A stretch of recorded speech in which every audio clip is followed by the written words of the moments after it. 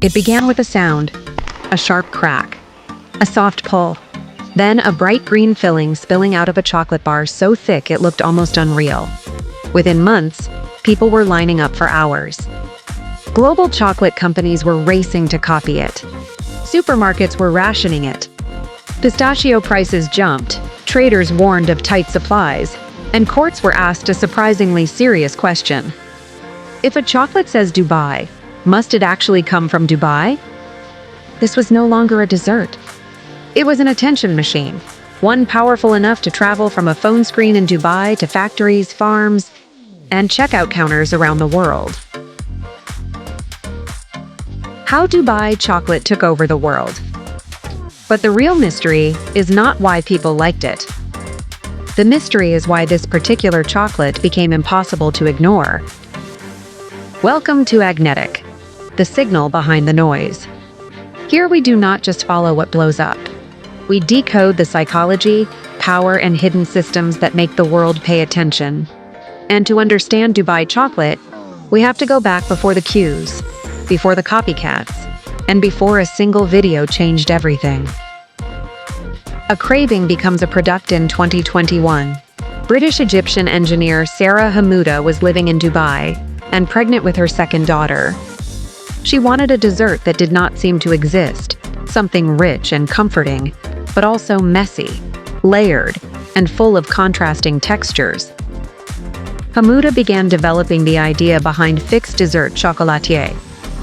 To turn that craving into a finished bar, she worked with Filipino pastry chef and culinary consultant Noel Caddis Omamalin. Noel drew on nostalgia. His favorite Arabic dessert was naif, a sweet built around fine strands of pastry, syrup, and a distinctive crunch. His idea was simple but clever. Instead of making another flavored chocolate bar, why not place the experience of an entire dessert inside one?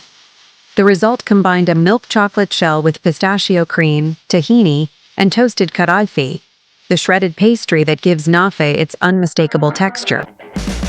They called the bar Can't Get Knafi of it. This origin matters. The product was not a random internet mashup. It was a collaboration, an entrepreneur's craving, a Filipino chef's craft, and a Middle Eastern dessert memory translated into a format the whole world already understood: the chocolate bar. That combination gave it something most trend products never have: novelty and familiarity at the same time. A chocolate built for the feed on a shelf, the bar was unusual. On a vertical video screen, it was almost perfectly engineered. First came scale. The bar was thick and heavy, instantly separating it from ordinary chocolate. Then came color, a dark or milk chocolate shell hiding a vivid green center. Then came movement. When the shell broke, the filling stretched, crumbled, and spilled into view. And most important, it made noise. The crunch of toasted pastry gave viewers a sensory reward even through a phone speaker. You could not taste the bar, but you could almost feel it. That is the first signal.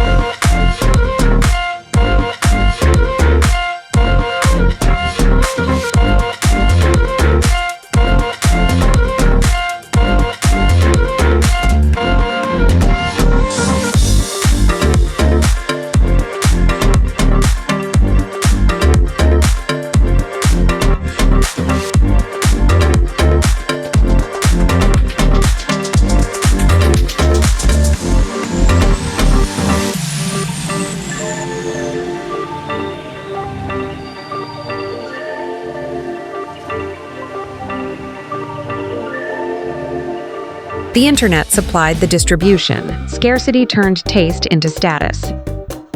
For much of the craze, the original Fix bars were available only in the United Arab Emirates through limited delivery windows. Production constraints were real. Keeping the Kataifi crisp while surrounding it with cream and chocolate is far harder at industrial scale than it looks. But whether intentional or not, scarcity changed the meaning of the product. Dubai chocolate was no longer just something to eat. It became something to obtain. The word Dubai amplified that effect. Dubai already carried global associations with luxury, spectacle, tourism, and excess. Put that name on an oversized, brightly filled chocolate bar, and the city itself became part of the packaging. The name promised more than flavor. It promised access to a place and a lifestyle many viewers knew mainly through screens. This is the second signal. People often desire scarce objects not only for what they are, but for what possessing them allows them to say. Trying the bar meant joining the moment. Posting it proved you had reached something other people were still searching for. In the attention economy, limited availability is frustrating, but it is also fuel. The copycat flywheel. Once demand escaped the UAE, the original product became almost beside the point. Dubai chocolate evolved from a specific bar into a formula: chocolate, pistachio cream, and crispy Kataifi. That formula was easy to understand, visually recognizable, and endlessly adaptable. It appeared in cookies, croissants, strawberries, ice cream, cakes, drinks, and spreads. Small businesses could participate without waiting for permission from the original brand. Then the global companies arrived. In November 2024, Lindt released only 1,000 limited edition bars across selected shops in Germany. Customers queued for hours, and some said they wanted not just the chocolate, but the experience of taking part in the release.